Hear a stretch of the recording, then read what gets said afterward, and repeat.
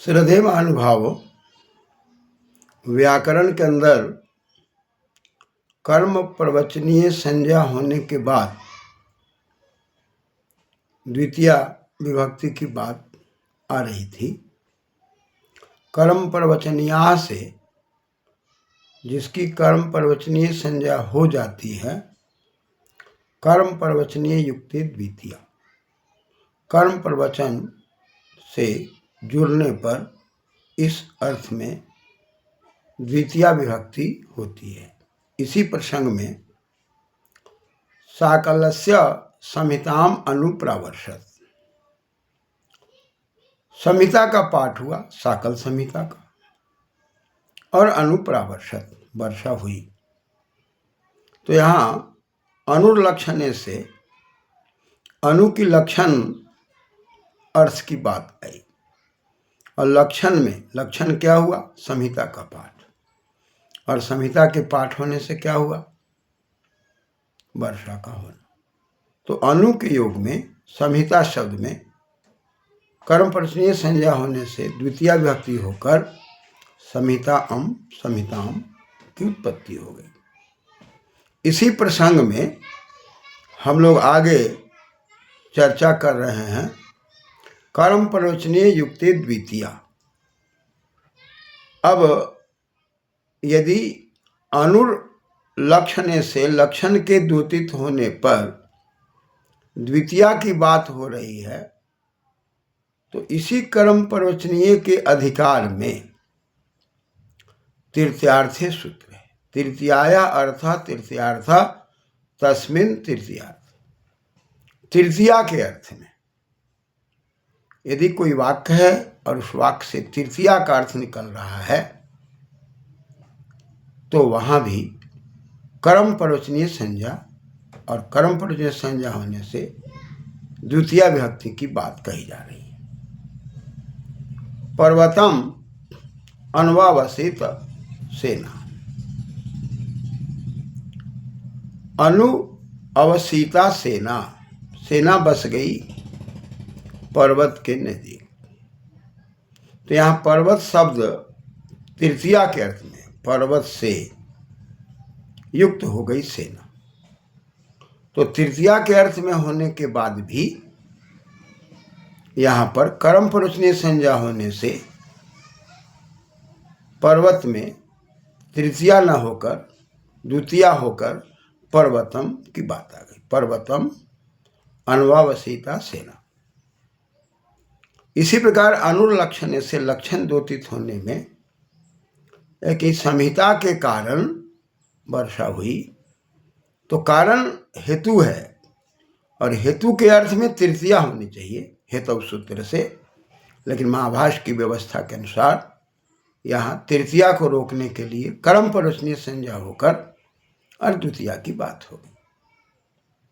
इस प्रकार से क्रमशः हम लोग विचार करते हैं तो कर्म प्रवचनीय के अधिकार में जो सूत्र हैं और द्वितीया विभक्ति का विधान करने के लिए कर्म प्रवचनीय संज्ञा का होना आवश्यक है। इसलिए कर्म प्रवचनीया अनुर्लक्षणे तृतीयार्थी हीन, हीन कम को कहते हैं। तो हीन अर्थ में भी यदि अनु का हम प्रयोग कर रहे हैं, जैसे वहाँ तृतीया के अर्थ में अनु का प्रयोग कर रहे हैं अन्वसिता, उसी प्रकार से हीन अर्थ में भी यदि तृतीया की बात आती थी तो कहा कि नहीं, यहाँ तृतीया अर्थ में नहीं, हीन के अर्थ में। तृतीया के अर्थ में तो द्वितीया हो ही रही है, कर्म प्रवचनीय संज्ञा हो ही रही है, हीन के अर्थ में भी द्वितीया का विधान कर दिया।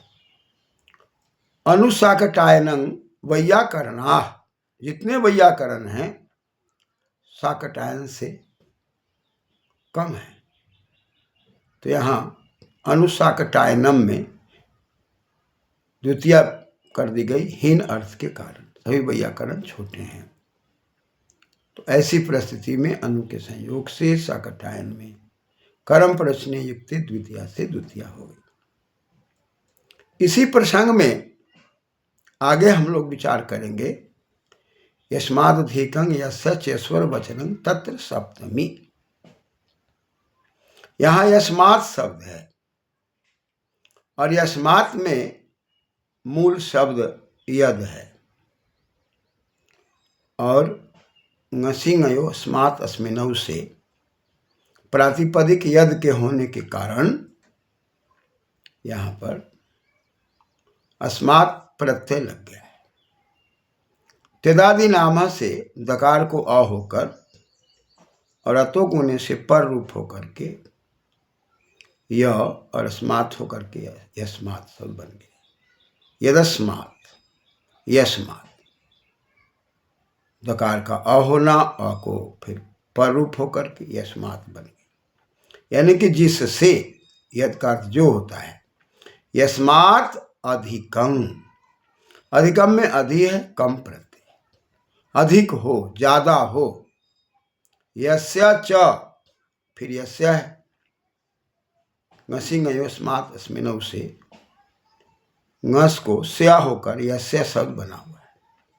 जिससे अधिक, यस्य जिसका, च माने और, चेश्वर वचन, च और ईश्वर में आद गुण से गुण होकर चेश्वर हो गया है और ईश्वरस्य वचनम ईश्वर वचनम, जिसका, यस्मात् अधिकम जिससे अधिक है, जिसका और जिसका ईश्वर वचन, ईश्वर में इस ऐश्वर्य अर्थ में है और वरच स्तेष भास पीस कसो वरच से वरच प्रत्यय लगा हुआ है। कहा कि ईश्वर शब्द ऐश्वर्य के अर्थ में और ईश्वरस्य वचनम ईश्वर वचनम, बची प्रभाषणे धातु लिट प्रत्यय वचनम।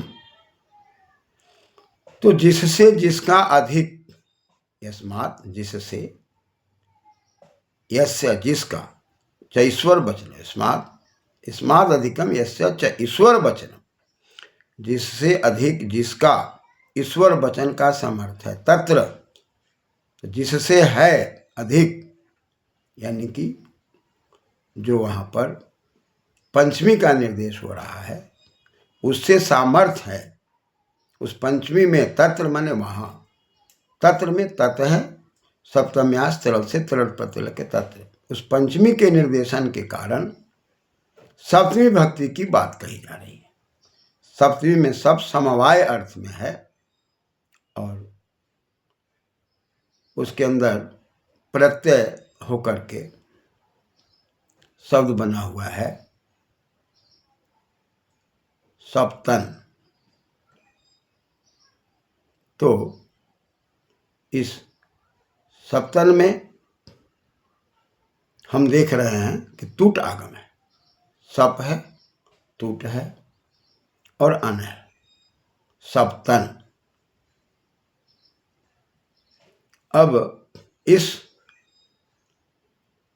प्रत्यय को देखने के बाद ये समवाय के अर्थ में है, समूह के अर्थ में है, अतः समूह में कोई चीज माप तौल करते हैं, उस सामर्थ्य के अंदर सप्तमी भक्ति की बात कही जा रही है। जिससे अधिक है, यस्य च ईश्वर वचनम तत्र, तो कहाँ जो अधिक है उससे पहले, यानी कि जो कम है उसमें सप्तमी की बात कही जा रही है। माप तौल की विधा में एक उपखारी शब्द है, एक द्रोण शब्द है, जो माप तौल समूह में किया जाता है, माप तौल की बात कही जाती है।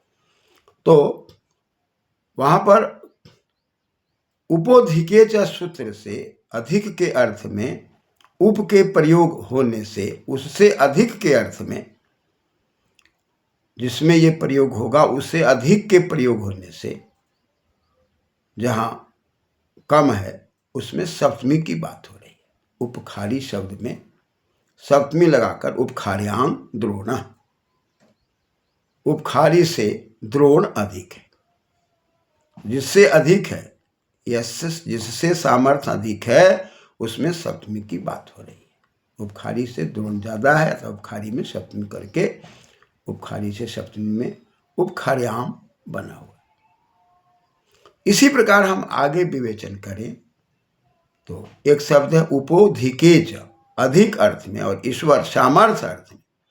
तो अधिक अर्थ में तो उपखार्याम हो गया, भाई उपखारी से द्रोण अधिक है, यहाँ अधिक अर्थ में उप लगा हुआ है और उससे यदि अधिक हो रहा है तो अधिक वाला से पहले कम वाला में सप्तमी की बात आ रही है। और सामर्थ्य की बात यदि आ रही है तो ऐश्वर्य की बात आ रही है, सामर्थ्य की बात आ रही है, अधीर ईश्वर।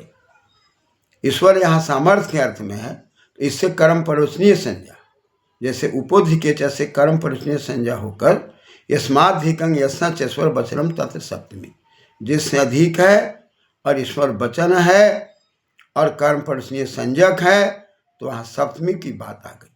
ठीक उसी प्रकार से अधि ब्रह्मदत्ते पंचाला, पंचाल जो है ब्रह्मदत्त के अधीन है, अतः ईश्वर अर्थ में होने के कारण अधि ब्रह्मदत्त शब्द में सप्तमी नी आकर के अधि ब्रह्मदत्ते का प्रयोग दिखाई दे रहा है। अतः अधि ब्रह्मदत्ते परमचाला, इस ईश्वर के अर्थ में सप्तमी का प्रयोग दिखाई पड़ता है कर्म परोसनीय संज्ञा होने के कारण। धन्यवाद।